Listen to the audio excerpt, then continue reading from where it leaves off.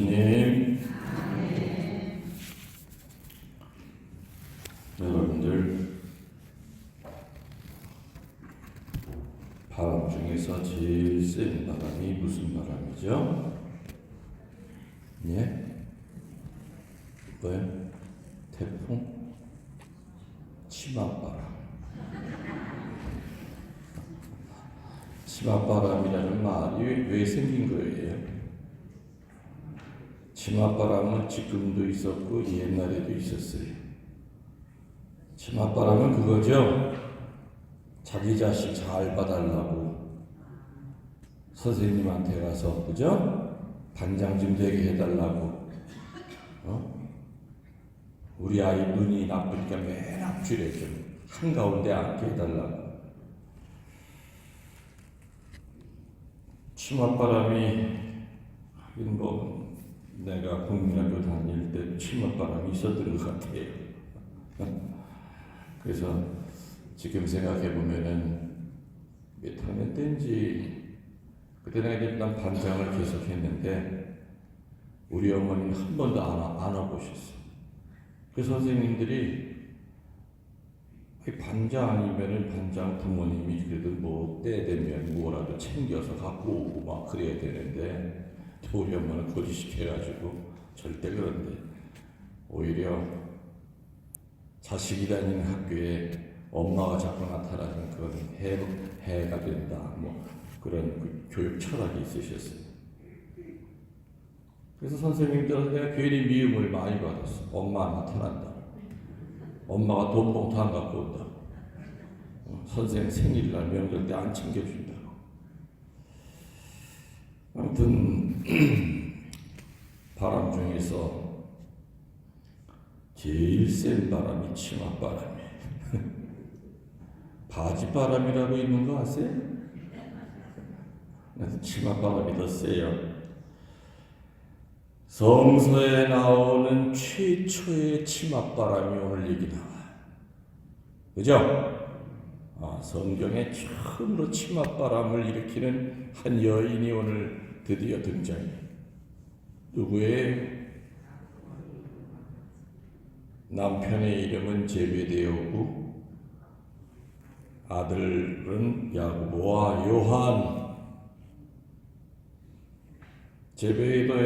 제베데오의 아들의 어머니, 오늘 예수님께 자식들을 데리고 와서 뭐라 그래요?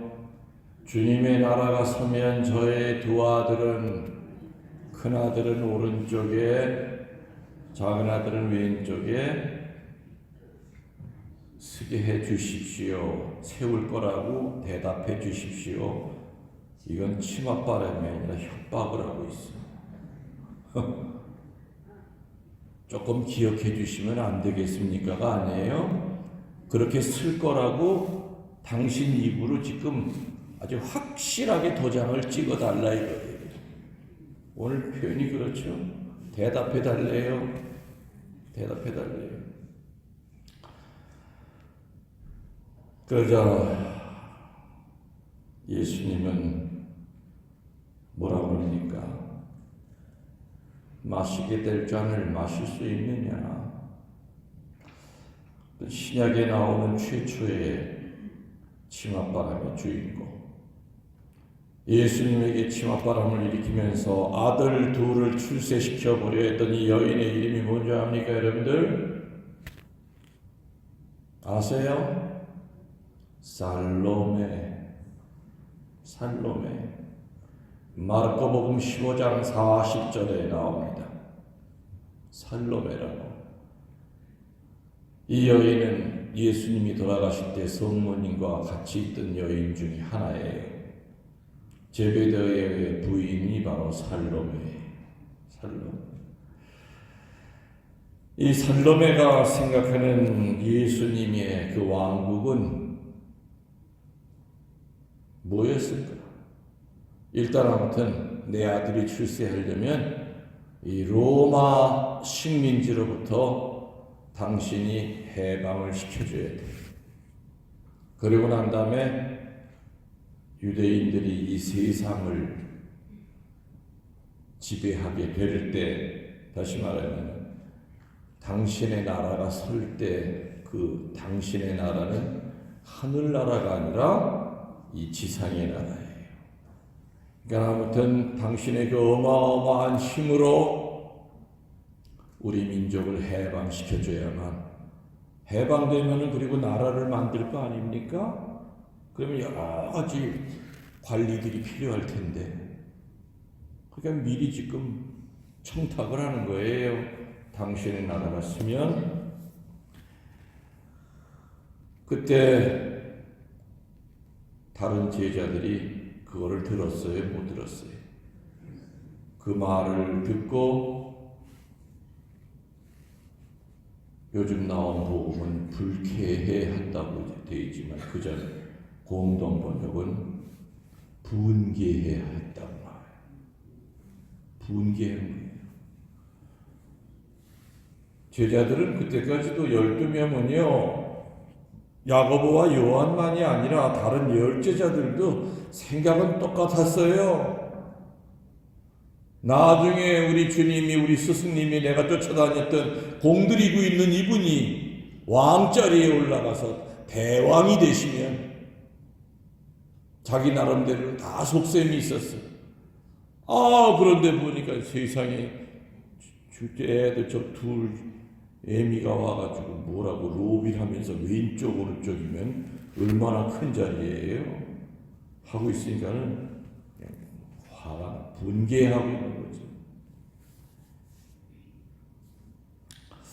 이때 예수님은 살롬의 청을 얼굴색이 변하시면서 꾸짖으시는 것이 아니었죠.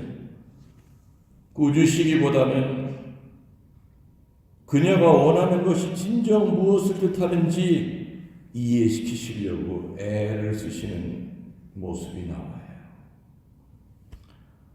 참 그 예수님이 사람과 대화하는 거 보면은 참 배울 점이 많아요. 아무튼 지금 이 사람이 나한테 하는 말이 틀렸을 때 우리들은 이제 윽박지르기 쉽죠. 그거 틀린 거야. 이거 봐라, 이게 나한테 지금 수작 걸고 있네. 이런 말이 나올 수도 있지만 예수님은 이해시키려고 애를 썼어요. 꾸중 쪽보다는 이해시키는 거예요. 그래서 지도자의 제일 중요한 동망 중에 하나가 뭐냐? 꾸중이 아니라 이해하고 설득시키는 거예요. 그게 굉장히 지도자의 역량 가운데 중요한, 이해시키는 방법은 여러 가지. 그래서 인내심을 갖고 이해할 때까지 기다려주는 거죠. 그래서 예수님은 오늘 이 엉뚱한 이 치맛바람에 분노하시지 않고 이해시키려고 애를 쓰죠. 그래서 내가 마시게 될 잔을 당신 두 아들이 마실 수도 있는데 그래도 왼쪽 오른쪽에 쓰고 싶으냐. 근데 야고보와 요한은 그 말이 무슨 뜻인지도 모르고 뭐라고 해요? 마시겠습니다 그랬어. 마시겠습니다. 자기들 입으로 분명히 마시겠다고 했지요. 나중에 어떻게 돼요? 마셨어요? 안 마셨어요? 마셨어. 야고보가 형이에요? 동생이에요? 형 야고보는 12사도 가운데서 1번으로 목이 잘린 사람. 12사도 가운데 첫 번째 순교자가 야고보예요. 그 잔을 마셨잖아요. 동생 요한은 어떤 분이에요? 104살까지 사셨던 분이에요. 104살까지 살면서 그 요한이 살았던 그 104살이 평탄한 시절이었을까요? 아니면 정말 많은 고통이 있던 시절이었을까요? 그러면요, 초대교회의 그 수많은 신자들이 잡혀 죽는 모습을 다 눈으로 지켜보고 본인 자신도 끌려가기도 수십 번 끌려가서 죽을 뻔하고 초대교회의 그 쓰라린 모습을 보면서 정말 주님이 정말 계신 겁니까? 이러다 몰살당하겠습니다. 12 사도 가운데 제일 어린 사도였지만은 104살까지 살면서 요한복음과 서간 1, 2, 3 그리고 요한 묵시록을 썼던 분이지. 맞죠? 초대교회의 쓰라린 고난의 역사를 몸과 마음으로 모두 당하면서 살았던 사도가 요한이었어요. 좋은 시절에, 지금 같은 시절에 살다 가신 그런 성인이 아니셨지요. 그러니까 내 잔을 마시겠느냐 했을 때 둘이 다 네 그랬거든. 조금의 망설임도 없이. 너희가 지금 왼쪽 오른쪽에 앉기를 원하면은 그게 뭔지도 모르는 것 같은데 아무튼 이해를 시킵니다. 로마 사람들의 동전을 보면은요, 로마 사람들 황소 그림이 그려져 있어요. 근데 그 황소가 제단과 쟁기를 마주 대하고 있어요. 황소가 이렇게 뭘 보고 있냐면은 이쪽에는 제단, 이쪽에는 쟁기가 뭔지 아시죠? 밥 갈 때 쓰는 거. 제단과 쟁기가 이렇게 나란히 있고 황소가 그 앞에서 그 두 개를 쳐다보는 그림이 로마인들의 동전에 새겨져 있어요. 그리고 그 밑에 라틴어로 뭐라고 되어 있느냐? 두 가지 일을 늘 준비하고 있어라. 라틴어로 되어 있어. 황소는 마지막에는 제단에서 희생되는 제물이에요. 그렇지만 평상시에는 논과 밭에서 오랜 세월 동안 경작을 해야 돼. 그래서 황소 앞에 제단과 쟁기가 그려져 있고 그 밑에 뭔 글자가 써 있다고요? 두 가지 일을 늘 준비하고 있습니다. 하느님 안에서 기쁘고 행복하게 살 때도 있지만 분명히 순교해야 될 순간도 찾아온다는 거예요.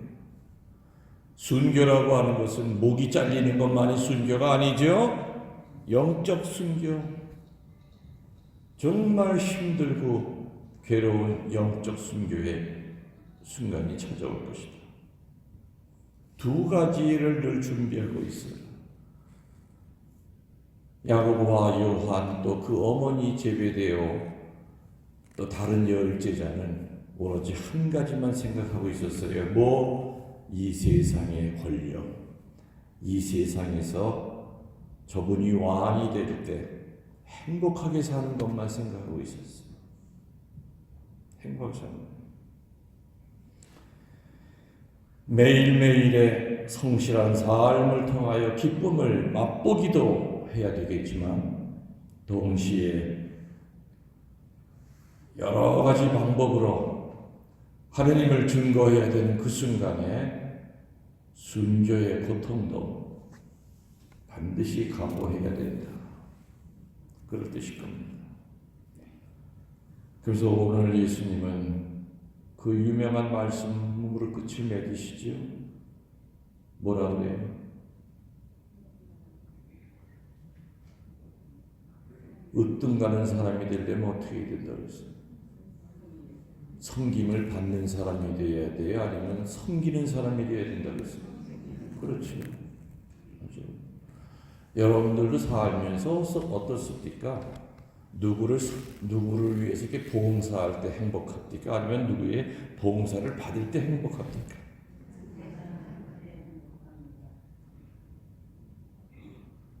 근데 그렇게 잘 알면서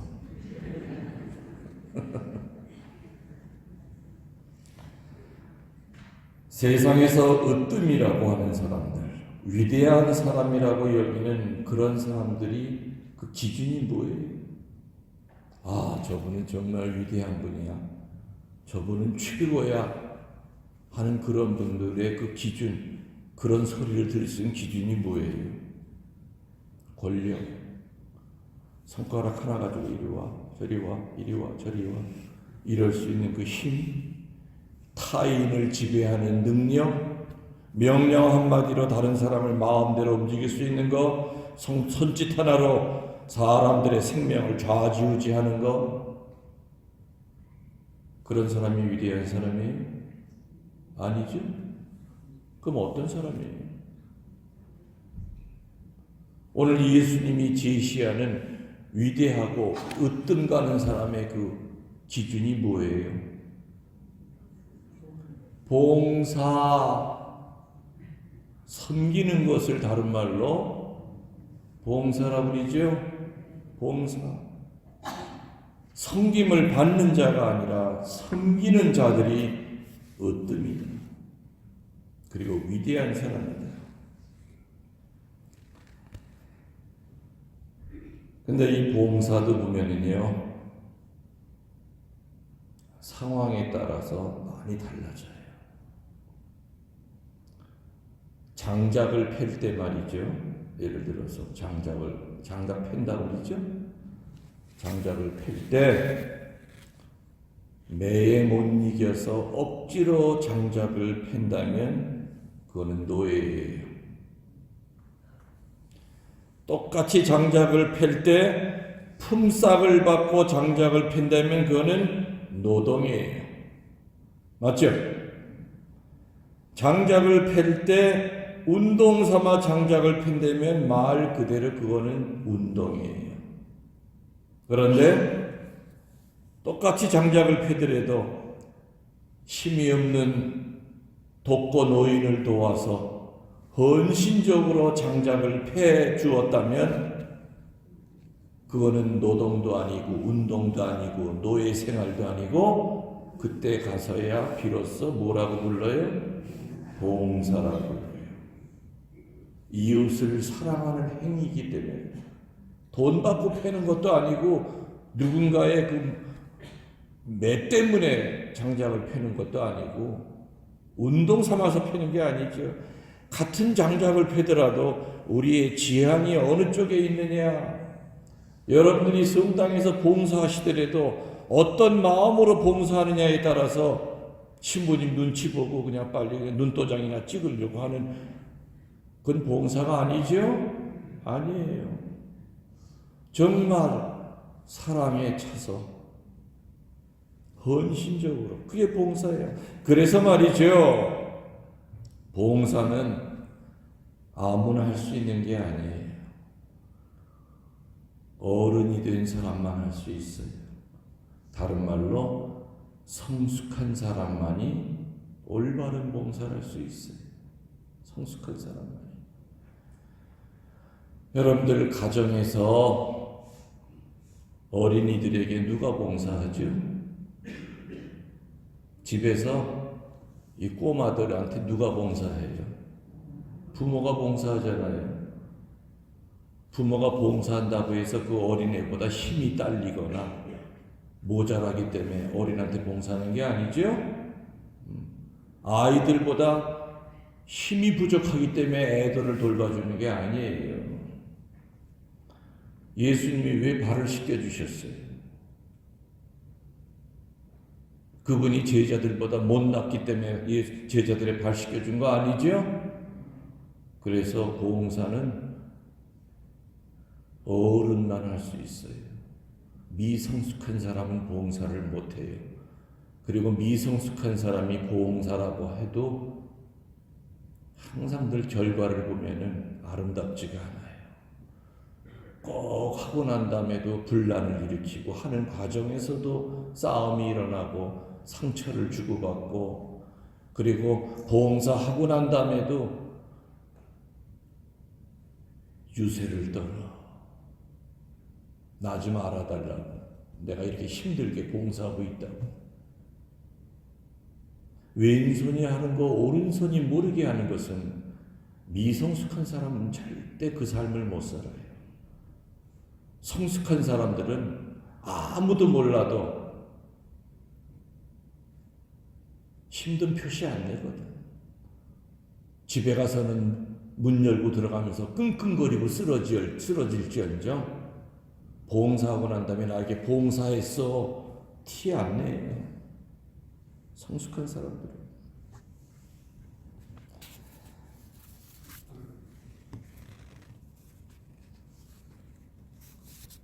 불어라 치맛바라. 옛날에 또 그런 노래 하나 김상희가 했던 것도 같고.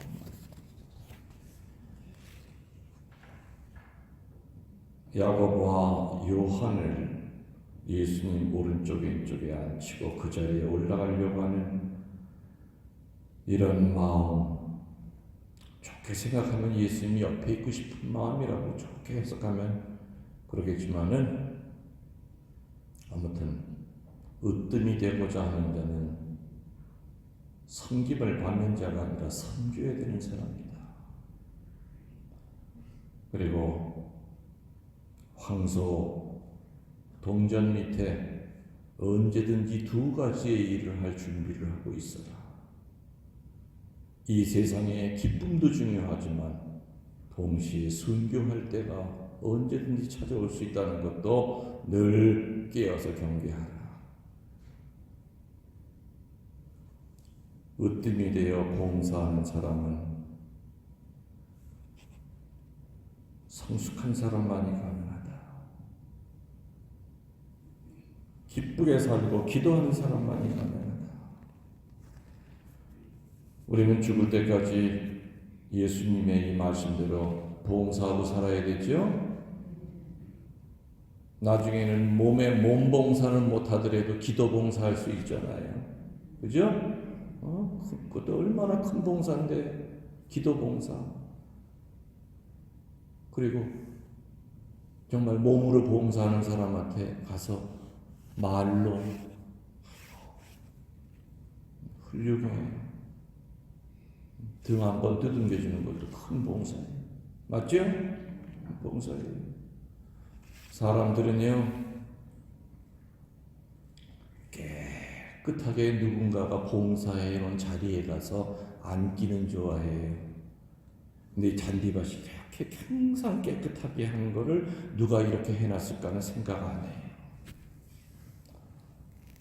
저는 강곡에서도 그렇고 베트에서도 그렇고 참 일을 많이 했어요. 몸으로. 강곡의 베티에 풀 깎을 때가 되게 많아요. 잔디밭이 많아요. 그건 다 내 몫이. 나는 항상 틈만 나면 순례자들 미사 끝나고 나면은 잔디 깎는 거 가지고. 특히 베티 같은 데는 저 위서부터 신학교 턱까지 얼마나 엄청 넓어요. 그래서 그거를 깨끗하게 깎아놓으면서 뭘 생각하냐. 순례자들이 와서 탁 성지에 들어섰을 때, 정말 이쁘다. 그런 마음이 먹게끔 내 나름대로는 성지 신부로서 입으로만 떠들고 사는 게 아니라 몸으로도 저는 살려고 애썼지. 그리고 또 한편으로는 신자들이 저렇게 잘 가꾸어진 잔디밭에 앉아서 이거 깎은 사람이 누굴까? 라는 걸 과연 알까? 김웅렬 신부가 깎았음이라고 팻말을 써붙여 놓을까? 이런 생각 내가 했겠어요? 안 했겠어요? 안 했죠? 내가 애입니까? 봉사는 애들은 못해요. 맞죠? 미성숙한 사람은 못해요. 성숙한 사람은 늘 봉사를 하고도 늘 부족해요. 조금 더 열심히 할 걸. 더 열심히 할 걸. 우리 모두 성숙한 사람이 되어 예수님이 오늘 치맛바람 일으킨 살로메와 그 아들 야고보와 요한에게 있던 으뜸이 되고자 하는 자는 섬기는 사람이 되어야 된다는 거 꼭 새겨둡시다. 아멘.